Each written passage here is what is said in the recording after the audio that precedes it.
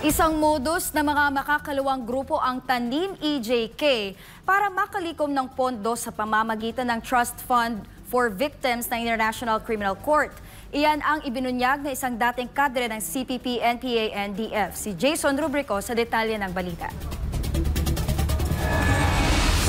Mainit pa rin ang usapan online tungkol sa mga paggamit ng mga makakaliwang grupo ng mga litrato ng ilang yumaong individual. Pinapalabas kasi na ang mga ito'y namatay dahil sa umano'y extrajudicial killings o EJK kahit hindi ito totoo. Ilang kapamilya nga ng mga yumao ang pumalag sa ginawa ng grupo. Anila, bastos at mapanlinlang na nga ang mga ito, wala pang respeto.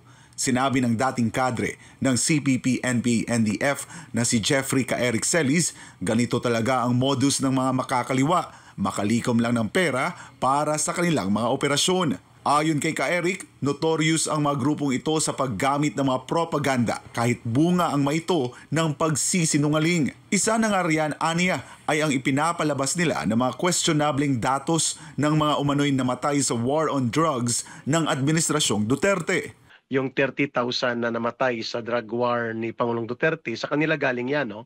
Ang grupo na nagpapakalat niyan ay ang urban operatives ng CPP, NPA, NDF, kagaya ng Karapatan, na specifically binuo yan para mag-pretend na parang human rights group, no?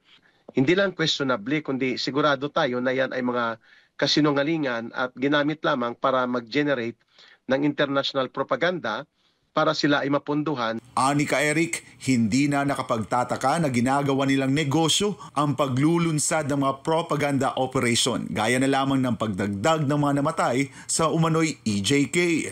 Sapagkat may pondo po yan sa International Criminal Court for this particular operations, no? May tinatawag po dyan na mga incentives upang tulungan ang mga pamilya ng mga so-called victims, no? Parang incentive fund yan. Ang ICC ay mayroong Trust Fund for Victims na layong magbigay ng financial support at magpatupad ng mga programa para sa mga biktima ng genocide, crimes against humanity, war crimes at aggression. Kaya ani Eric, sinusunggaban ng mga makakaliwang grupo ang ganitong mga klaseng oportunidad. Ginagamit ani ang mga pondong ito para mas mapalawak ang kanilang operasyon at maisulong ang kanilang interes. Kabilang ang pagbuo ng mga karagdagang non-government organization, pagsagawa ng mga rally, paglulunsad ng international solidarity programs at iba pa. Lahat ng yan, kung titingnan mo, ay kunwari sila ay very much concerned sa human rights issues. Pero sapagkat ang totoo dyan, tinutungtungan nila yung issue na yan na mabango at attractive para sa international funders.